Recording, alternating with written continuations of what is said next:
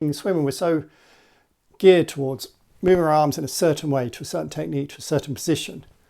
And there's nothing intuitive, it's simply following instructions. And I don't feel that's very, well, it's not intuitive, it's not helpful, and it's restrictive, and it doesn't let you flow, doesn't let your movement flow, doesn't let your thinking flow. But there's intention-led movement, which I use in swimming, as you know. So instead of following a strict position for your arm or a specific angle for your arm entry and all these rules around swimming, I say send your arm into the water, because your mind body unity, your system interprets that as a new way of moving, so that it becomes more intuitive and natural and not constricted by all these rules.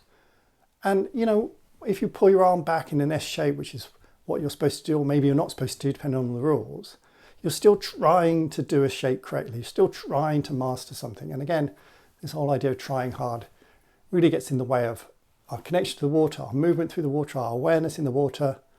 We're not swimming intuitively, we're swimming to rules. So can we apply the same principle of intention-led movement to golf? So there's intention, which is having a clear thought to direct the flight of the golf ball through the air towards where you want it to go. We've used intention to set the aiming. We've used body mapping to encourage a connection with the club.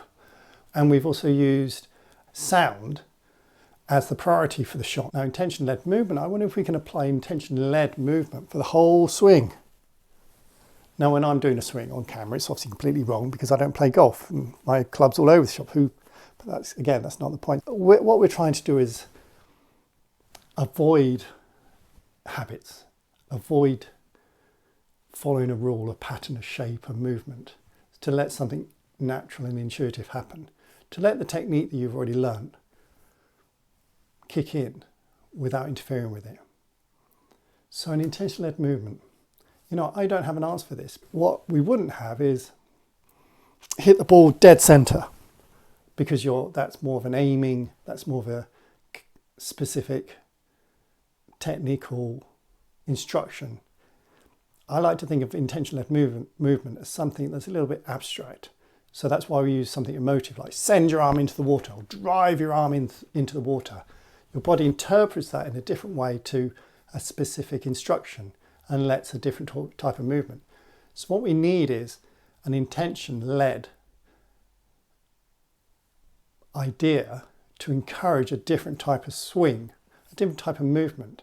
Because the thing about swings, there's so many ways you can swing the club, and there's so many rules around that, and you feel very constricted. But there's so much of the technique that I think is going to be trying to hit that ball perfectly, that's going to be challenged during that swing, because you'll be monitoring and checking. You actually want to get out of your own way. So I'm wondering that a way that we come up with some words to let your system hit the ball within the constraints or within the range of movement of a golf swing. So actually, maybe we want to take the technique and make it work for you. I mean, you could invent your own swing. You could be a golf revolutionary. You could be a golf YouTube phenomenon simply by creating your own, particularly if it's successful. So if it doesn't work, then don't do it. I don't think you're going to end up kind of hitting the ball like a baseball or like a cricket. But I think if by the time the arm's there and you've got your eye on the ball, I suppose, you want a little bit of an ambiguous intention to let that ball be hit rather than trying to hit the ball.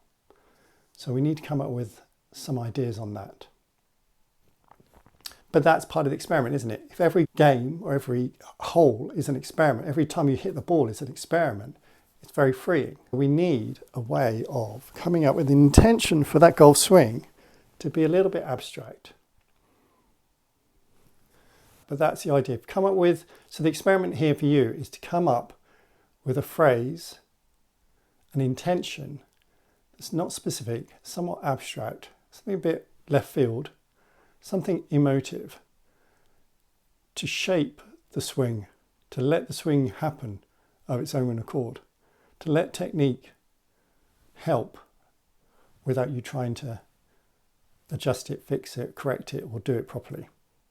So that's another experiment for you to try out. And if I come up with my own from It's a little bit difficult because obviously I don't play golf, but if I can come up with something abstract, then I'll add it to the notes or I'll add it to a video.